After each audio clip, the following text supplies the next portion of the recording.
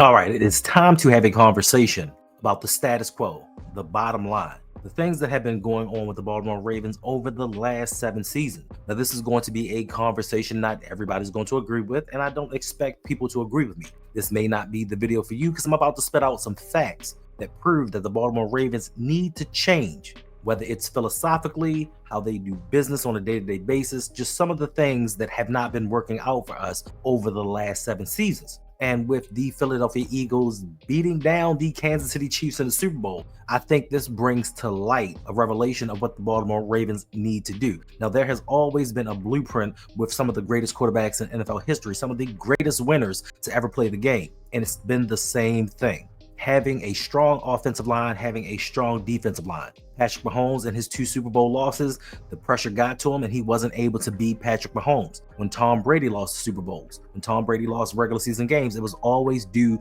to inside pressure, not blitzing, just your front guys getting the job done. So for me, that brings to light that I think that this is the time, this is a prime opportunity for the Ravens brass, their front office, to change what they have been doing.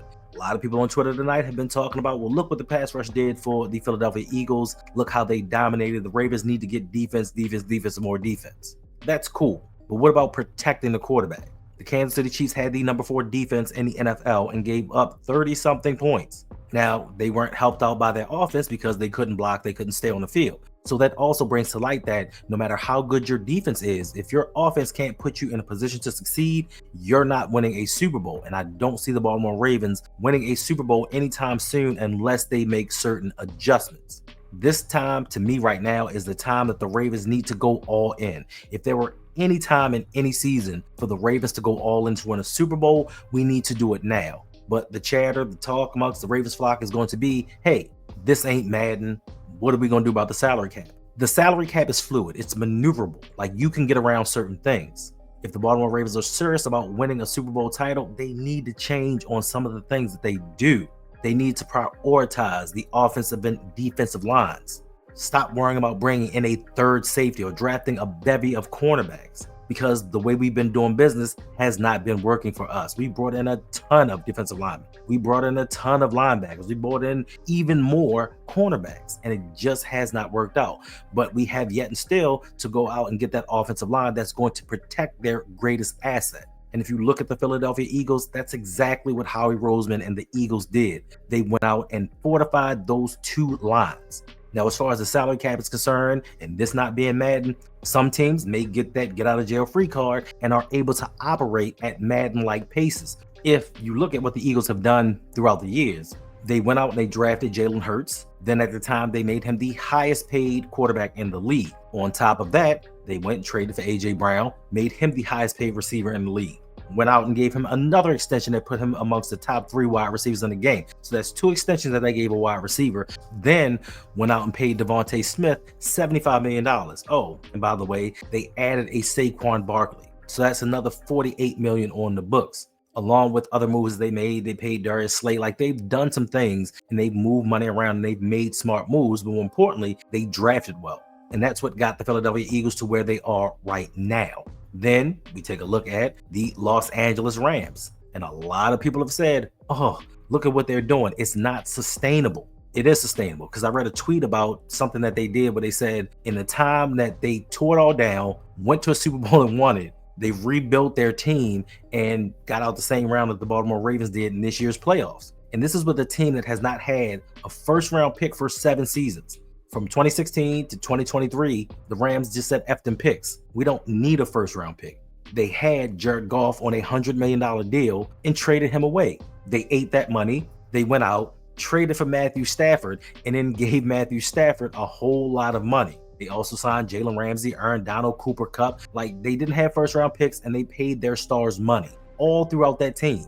And yet and still, they were in 2 Super Bowls. We have yet to be there with our philosophy, with our wait-and-see approach. Let's try to draft this guy and wait for him to develop. It's not working for us. You have an instance of 2 teams that took 2 different approaches, but yet and still spent the money where they needed to spend the money. And collectively, both of them have gone to Super Bowl, and they've each won one. So to say the Ravens can't go out here and get an offensive weapon and an offensive lineman and maybe somebody on defense is really absurd to me. When it comes to the salary cap, you can kick that can down the road because that road never ends. It's a never-ending road. And the Rams have proved that you can do it. You can go all in, go to your 2 Super Bowls, and rebuild and start to get better. They've done it. There's been a blueprint. Howie Roseman, smart drafting, creative free agent pickups, letting go of some of his stars, some guys that did very well for the Eagles that were supposed to be in line to get paid, let them go and replace them. Paid his stars offensively, kept some key pieces on defense, but went out and went all in on this offense. And look where it got them. And no shot at Jalen Hurts, but he's no Lamar Jackson. You can go out here and take this guy and build around him like this and put him in a position and actually win a Super Bowl. Whereas we keep doing the same thing over and over and over again, talking about, well, maybe if we get some more defense, things will be different next year. Eric DeCosta told us at the beginning of this season, well, the offensive line, we're experimenting. We should be good next year, but yet we're still in the same situation that we were from last season. We don't know what's going on with our left tackle. Left guard is going to be an issue. Right guard, Lele has done better, but he is not a starting caliber right guard in the NFL. So 3/5 of this line, 2 years in a row, is going to be an issue, but yet and still, we're worried about going out getting a third safety. Now in the back of our minds, we're thinking we need a cornerback to replace Brandon Stevens, even though we've drafted and brought in so many free agents. What happened to Arthur Millette? What happened to TJ Tampa? Why do we have to keep focusing on the same positions, but yet and still, we just keep bypassing the offense saying, you know what, we'll get by. We'll be okay. Those things will work itself out as long as the defense is correct. Well, I have 7 years of proof that going defensive minded has not gotten us a Super Bowl. But yet and still, we're going to continue with that same storyline and just hope next season is just going to be a little bit different. We just get some more defense and we'll go out and win a Super Bowl. Last season, we had the #1 defense in the NFL. We had arguably the best defense in the NFL, hands down.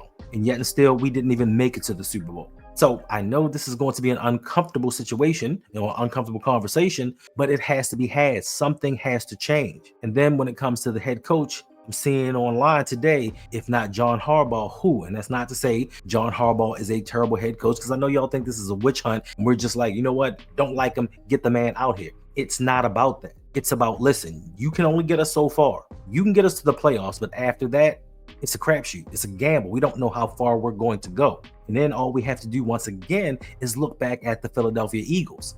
Back in the day, Andy Reid led the Eagles to 4 consecutive NFC title games. He went to a Super Bowl. He didn't win it. They got rid of him. I don't think that Eagles fans were talking about, well, who are we going to replace him with? Like, oh my gosh, there are no more coaches left out there. But yet and still, they brought in Doug Peterson. And in 2017, what happened? They went and won a Super Bowl. 3 years later, after the 2020 season, they let go of Doug Peterson. And I guarantee you, Eagles fans weren't saying, well, who are we going to place Doug Peterson with? And they brought in Nick Sirianni. Nick Sirianni has led the Eagles to 2 Super Bowls, just winning one tonight. So throughout all of these coaching changes, amidst all of this roster turnover, the Ravens have not been back to a Super Bowl. But yet and still, we're going to stick with the same head coach. We're going to stick with the same drafting philosophy. We're going to stick with the same free agent pickups that we do each and every season, and we're not getting any closer. We have regressed this season. We went to an AFC championship last year, and now we lost in the divisional round. So we're regressing as a team. But yet and still, a lot of Ravens fans think we should just push forward with what we've been doing. Well, what we have been doing has not been working. That's the only thing that I'm saying. How many times do you run into a wall before you say, let me slide over and go through this door opening? This is a lot easier to get into that next room. How many times must you bump your head before you decide this ain't the move for me? There has to be another way. But yet and still, we continue down this same path each and every season. And right after the game, man, we need to get Lamar some help. Somebody need to do something. Like, he can't do it by himself, because if Lamar doesn't play a perfect game, we don't win. And 2 weeks later, man, I saw some edge rushers. I saw some cornerbacks that's going to look mighty good on the Ravens next season. But defense has not been a problem with the Ravens throughout Lamar Jackson's tenure. It has always been on the offensive side of the ball. And I don't understand how you can look at what the Philadelphia Eagles just did against the #4 defense in the NFL and just manhandled them. I don't see how you can look at the Buffalo Bills with that smallish defensive line and look how they manhandled our offensive line and shut us down from running the ball outside of the third quarter, and still think that, well, you know what? We need to get that defensive tackle. We need to get that inside linebacker and bring him in, and that's going to make things a lot better. Philosophically, something has to change. Football, in essence, is just like life. You take from your experiences, you draw from them, and you change accordingly. We have not done that. All we do is say, you know what, we'll find some pieces here and there, and Lamar, go be Lamar. And when Lamar can't be Lamar 100% of the time, we fall short. And then we want to blame him saying, if he didn't turn the ball over. Now, albeit, let's not take away the fact that last season he outplayed Patrick Mahomes. This season, with wide receivers 4, 5, and 6, he drove down the field for the game-tying touchdown. So if Lamar isn't at peak perfection, this team isn't going to win. Jalen Hurts doesn't have to play at perfection because Jalen Hurts has the pieces around him to compensate for when he's not doing. Now, there are some games he's better than others. There are some games he's pedestrian. But because he has a Saquon Barkley, because he has an offensive line that doesn't let him get sacked, and because he has two alphas in A.J. Brown and Devontae Smith, that eases the burden on him. But yet and still, over here in Ravens land, we don't need a stud wide receiver. We're cool. We got Mark Andrews. How did that work out for us this year? How was Mark Andrews being that stud wide receiver, that top 3 wide receiver in this league? How was that worked out in the playoffs? It has not. Jalen Hurts during the regular season, average. He gets to the postseason and he morphs into something else. This is when you need your guys to step up. The regular season doesn't matter. Statistical rankings, who you beat, doesn't matter. It's 0-0 going into the playoffs. And how you perform from then on will determine whether you make it to a Super Bowl. And the guys that we brought in, the guys that we paid big money to, they don't perform well in the playoffs. Some of them are average, some of them are decent, but they don't perform to that narrative that we need them to get us over that hump. And we can't expect Lamar to be 140 passer rating or above each and every game and in every situation.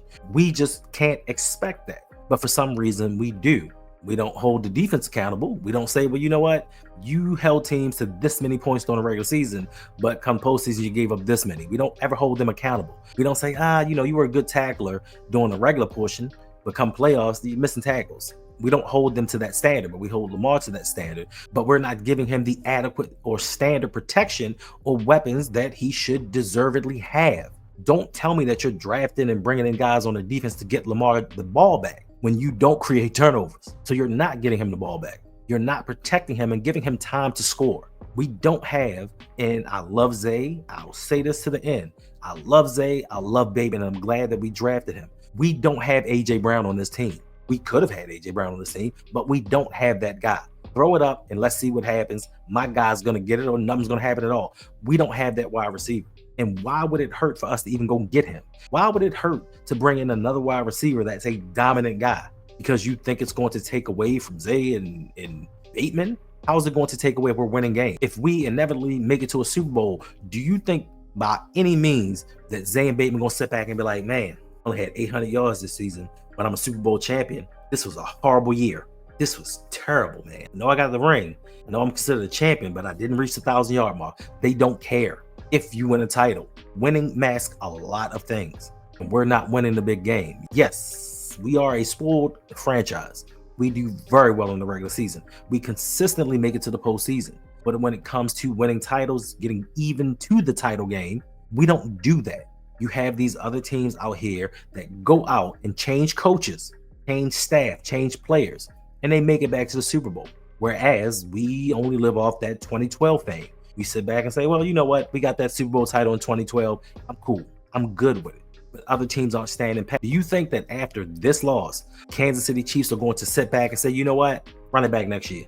They're going to go out and sign a wide receiver, and they're going to go out and sign some offensive linemen because they did the exact same thing after they lost to the Tampa Bay Buccaneers. The Chiefs' Super Bowl window is not closed, and there's still going to be a problem. They're going to do everything in their power to get better. Listen, Les Snead with the Rams, Brett Veach with the Chiefs, and Howie Roseman with the Eagles. They do what it takes to win championships. They don't do what it takes to be competitive.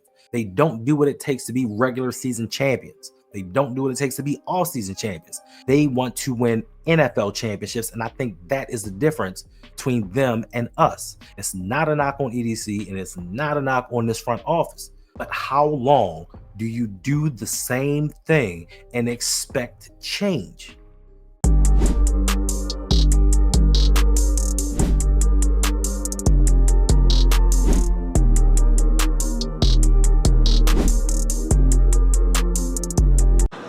Nah, man, I'm cool.